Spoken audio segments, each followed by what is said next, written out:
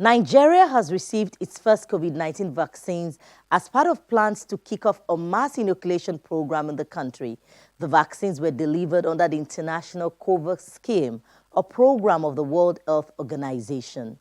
Air transport has been playing a critical role in the deployment of the COVID-19 vaccine across countries due to the high stakes involved in the distribution and the importance of this valuable and life-saving cargo.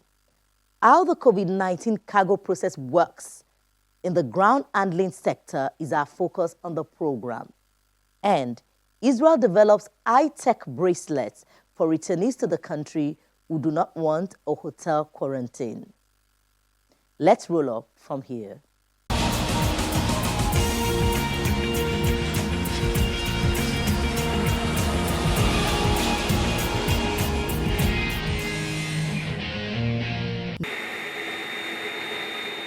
Worldwide demand for COVID-19 vaccines will result in a significant increase in the volume of vaccines offered for air transport. At present, many of the vaccines need to be transported in temperature-controlled conditions. These conditions are specific to the vaccine itself. For example, some of the vaccines need to be kept at temperatures that require dry ice, which is carbon dioxide solid, for cooling purposes. When the vaccines are offloaded from the aircraft, handling companies take up responsibility to provide a continued controlled temperature environment before the final dispatch to government storage centers. The AstraZeneca vaccine only needs to be kept in normal refrigerated conditions. Before now, we have been handling vaccines, so we have the cold room, which is between the range of +2 to +8 degrees Celsius for vaccines. We also have the temperature controlled room, which is between +15 to +25 for other pharmaceuticals that does not require that low temperature. We also have the freezer, which the temperature range is between -2 to -25. And it will interest you also to know that all our cold storage facilities are mapped. They are mapped, and we know the temperature of every spot, every area inside the facility. Nigeria has become the third country in West Africa to take delivery of 3.92 million doses of the COVID-19 vaccine as a benefit from the COVAX facility, the World Health Organization's vaccine sharing scheme. The AstraZeneca vaccine arrived from India through Dubai to Abuja, the Federal Capital Territory. Officials of government led by the chairman of the PTF were on hand to receive the doses. They are very effective and efficacious, and that I would urge at the time of vaccination and deployment, if you fall into the category that will be vaccinated, make yourself available. For vaccines to go around the country, airline and cargo operators also have work on their hands. The vaccines will also be traveling either in the passenger aircraft belly or on cargo planes. An airplane that is the youngest airplane today, freighter in the world, is a Boeing 737-800. In preparation of this, being a very young airplane, we'll be able to control the temperature as required. So when it's in our custody in the airplane, you can bet that we will maintain the temperature and be able to distribute it. From Nigeria to neighboring Ghana, as the country received its first 600,000 shots of AstraZeneca vaccine from COVAX. The flights carrying the doses arrived in Ghana's capital, Accra, as the country kickstarts a mass immunization campaign. The COVID mass vaccination rolled up with President Nana Akufo-Addo and First Lady Rebecca Akufo-Addo taking the lead. COVAX says this month it has allocated the first tranche of 330 million doses of vaccines for 147 countries, including several in West Africa. Next up is Malaysia, as the country also received its first batch of COVID-19 vaccines made by China's biopharmaceutical company Sinovac Biotech to assist in its fight against the pandemic. The arrival of Sinovac's corona vaccines was greeted by Malaysia's defense minister, the transport minister, among other officials. The Chinese ambassador to Malaysia was also present at the Kuala Lumpur International Airport. The additional 100,000 doses of the Sinovac vaccines are ready, good for emerging use, and will arrive as soon as registration is approved. Malaysia received 200 liters of semi-finished products in this delivery for around 300,000 doses of vaccines, as the country's leading pharmaceutical company Pharmaniaga signed a partnership deal with Sinovac in January for the supply involving a fill and finish process of the vaccines. Finally, in the United Arab Emirates, a global logistics center has recently been put into use to accommodate mass storage and distribution of COVID-19 vaccines. The logistics center has a temperature-controlled warehouse with an area of 19,000 square meters, and currently it is the largest vaccine distribution center in the Middle East. So the facility you're in is a dedicated healthcare hub. It functions as the hub for vaccines and other medical products. The capacity of this facility they're in today is over 120 million vaccines at a temperature of 2 to 8. And between 15 and 20 million vaccines, or doses, I should say, of -80 ultra cold. So this is a purpose-built facility, and it acts as the hub for the MENA, Africa, South Asia. It allows us to bring vaccines from all over the world into a single location, and then move those vaccines through the supply chain under strict controls to make sure that we can support need in the destination country. UAE is the first country to apply for the official registration of a COVID-19 vaccine developed by the Chinese pharmaceutical firm Sinopharm.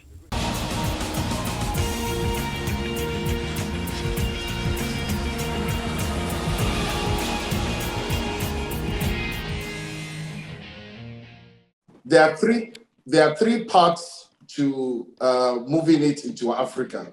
The first part is the airline part. The airlines are working on it, especially those who have their pharma certified.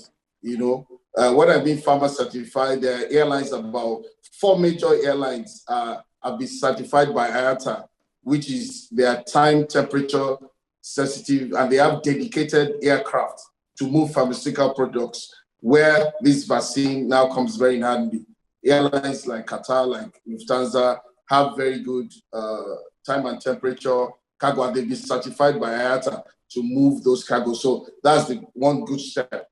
Now, when they now get to Nigeria, the issue is the handling part, which is the transition between the air freight and then moving on land to where it's needed. We know that some pharmaceutical companies at the user end level, which government or government agencies can partner with, have good storage centers. At least I know of 2 pharmaceutical companies in Nigeria that have very good storage center.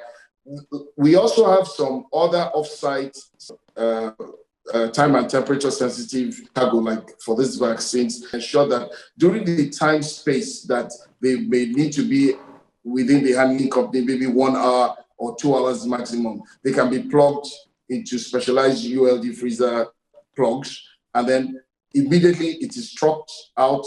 It's inside with also a vehicle that can still have the opportunity to have that refrigerator freezer ULD connector till it gets to the final end, which is maybe any of the pharmaceutical companies or any government hospital or agency.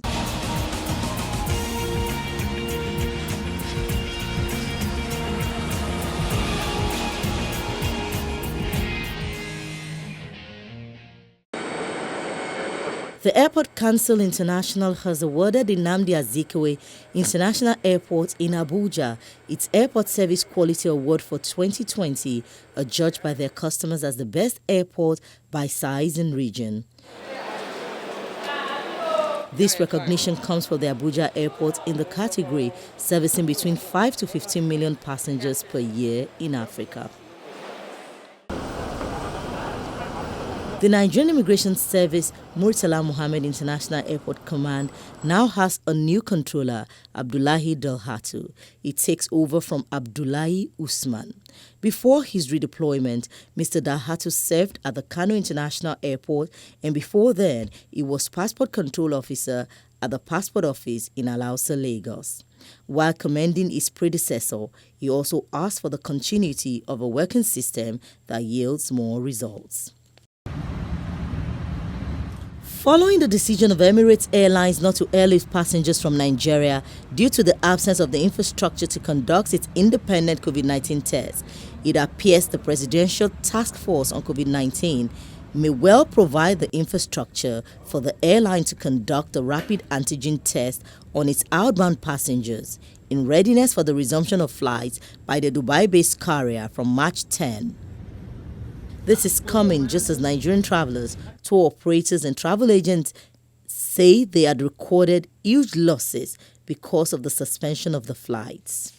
As a matter of fact, we're going through a lot of challenges now because we now have to put a whole lot of tickets in for refund. And clients are clamoring on us, asking for their money. And unfortunately, we can't get the money back from the airline just like that because there's a process.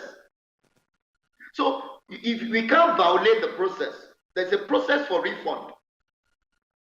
But customers won't understand. I paid you the money, refund me, because the airline has said we're going to refund you. So it has created a lot of problems for we, the travel agents, the travel experts around, which I believe is unfair. What it means now is that you have to do 2 tests before even leaving the shore of the country. Then when you're coming back, you do another one there, then you do another one when you get back. That's 4 tests. Qantas Airways Limited has said it has pushed back its target for a widespread resumption of international travel from Australia until the end of October, when the country's vaccination program is expected to conclude. The airline grounded its international fleet last March, and the domestic recovery has been hampered by state border closures, leading to a 75% fall in revenue to about $1.9 billion in the 6 months up to December the 31st, 2020. Today, the Qantas Group has reported a significant half-year loss, just over $1 billion at the underlying level and almost $1.5 billion at the statutory level. That's for the 6 months to the end of December 2020.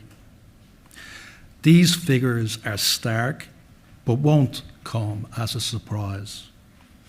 Just considering the trading conditions we had to deal with in the half explains why these numbers are so dramatic. Since the start of the year, we've seen a huge surge in COVID cases around the world, new strains emerging, and a shift from herd immunity as the threshold for opening to fully vaccination to be the threshold for opening the border. As a result, we're now planning for international travel to restart at the end of October this year, in line with the date for Australia's vaccine rollout to be effectively completed. We're still targeting July for a material increase in New Zealand flights. And of course, we are in close consultation with the government, and if things change, so do our dates. We have the flexibility to bring that earlier if borders open up earlier, or of course, we can push that out further if borders remain closed. Welcome back. Morocco's aerospace industry is bouncing back after a dip caused by the COVID-19 pandemic.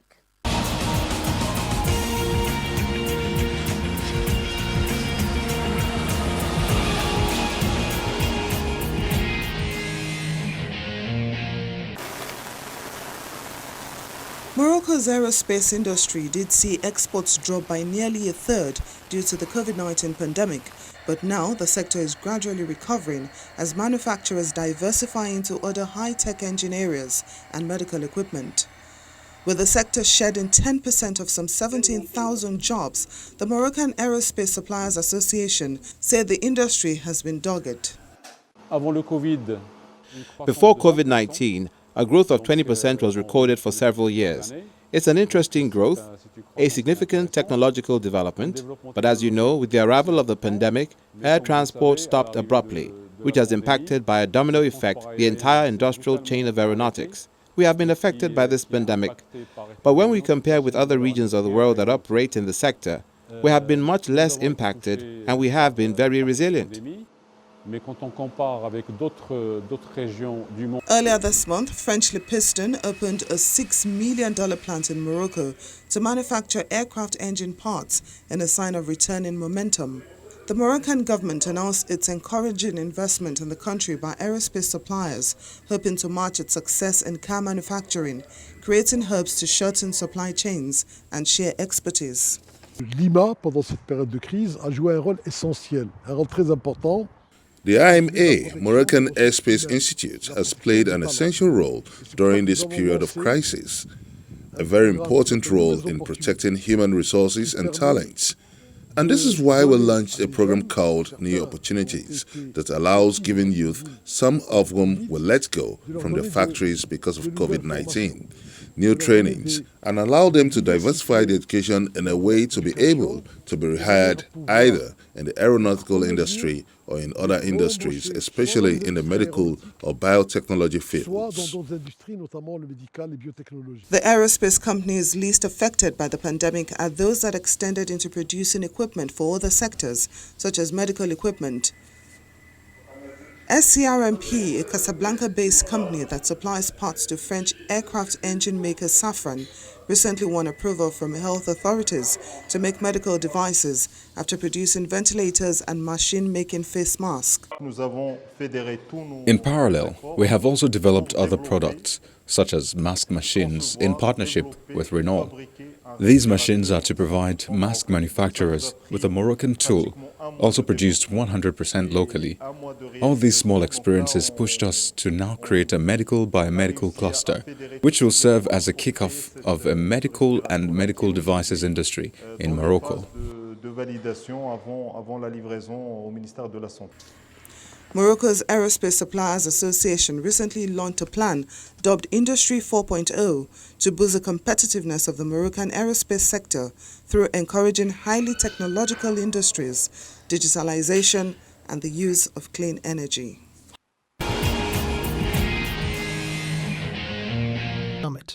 The European Union's executive arm has said it will propose rules for a passport to allow those who have been vaccinated or recently tested for COVID-19 to travel for work or tourism throughout the region.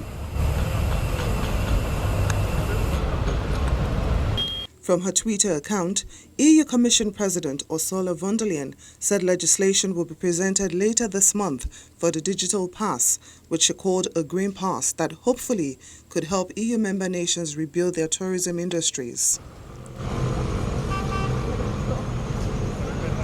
The 27 leaders are also expected to agree to work on certificates of vaccination for EU citizens who have had an anti-COVID shot, with southern EU countries that depend heavily on tourism desperate to rescue this summer holiday season. There are still a number of open questions, political questions. The first one is, of course, what these certificates will be used for. But there are also scientific questions that are still open. It's still unclear whether you can transmit the disease, even if you're vaccinated, although that is a concern that will wane as the vaccination rate increases. We have promising data from Israel, where the BioNTech Pfizer vaccines showed that when you're fully vaccinated with a double shot, you're no more transmitting the disease. While EU members agree a vaccination certificate will be welcomed, work is needed on the details, including whether it should be in digital form, be accepted globally, and at what stage of the two-step inoculation process it should be issued. Member states will need to move fast with the implementation if we want such a green certificate to be in place by summer. Beyond agreeing on the principles and the technology, they will have to ensure a quick and complete rollout in their national health system and in their border systems. Now to Israel, where the Green Pass is now in use. The pass, which is either a digital or paper document, is issued to allow the bearer to prove they have been inoculated and can therefore enter entertainment, sporting and dining venues. Away from vaccine passports, Israelis returning home from abroad now have a new option that will exempt them from being sent to a quarantine hotel. They can wear a bracelet monitor that will notify authorities should they violate a mandatory isolation period. Yes. The pilot program began on Monday, March the 1st, with 100 tracking systems available at Ben Gurion Airport, where traffic has dropped dramatically due to restrictions meant to reduce the risk of COVID-19 variants entering the country. The new electronic bracelet, it's a good news for the passengers. I think most of them will choose to take the electronic bracelet instead of going to the hotel. They're going to stay at home for 10 or 14 days. It's going to open the skies. Incoming passengers have been forced to stay at hotels paid for by the government for up to 2 weeks to make sure they're virus-free before they can move around freely. The first Israeli to receive this bracelet. I thought that I'm going to be in the hotel for the next 2 weeks, but I had the possibility to be at my home, isolated at my home, and I think that's a very nice idea. Should someone choose the new system, which includes a slim, lightweight and waterproof bracelet, a smartphone and a wall-mounted tracker, they can self-isolate at home. The system alerts the authorities if someone removes the bracelet or ventures too far from the home monitor. Virgin's Hyperloop has completed the world's first passenger ride on a super high-speed levitating port system, a key safety test for technology it hopes will transform human and cargo transportation. Richard Branson is Virgin Hyperloop's owner, but the Chief Technology Officer Josh Gegel and Director of Passenger Experience Sarah Lucian were seated in the pod as it hurtled through a vacuum tube at speeds of up to 172 kilometers per hour at the company's developed test site in Las Vegas, Nevada. Yesterday's test was really to show that this system could be safe for passengers. And so most of the time we have a low pressure environment inside the tube, and that would be like flying at about 50 kilometers of altitude. So usually the only people who fly in that wear spacesuits. But what you saw yesterday was Sarah and I just wearing normal clothing and getting in the vehicle. So we had to design the vehicle to be safe for us and safe enough for us to ride. In a Hyperloop system which uses magnetic levitation to allow near silent travel, a trip between New York and Washington would take just 30 minutes. That would be twice as fast as a commercial jet flight and 4 times faster than a high-speed train. So that's really the next phase here, is taking these initial versions, these 2-passenger versions, moving them to the 28-passenger versions through the technology development that we're doing right now.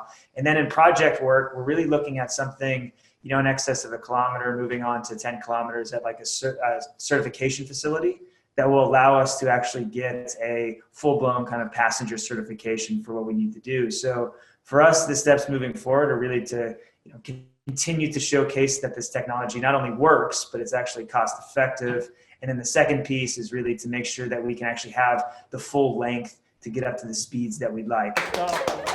Virgin Hyperloop has previously run over 400 tests without human passengers at the Nevada site. The company is working towards safety certification by 2025 and commercial operations by 2030.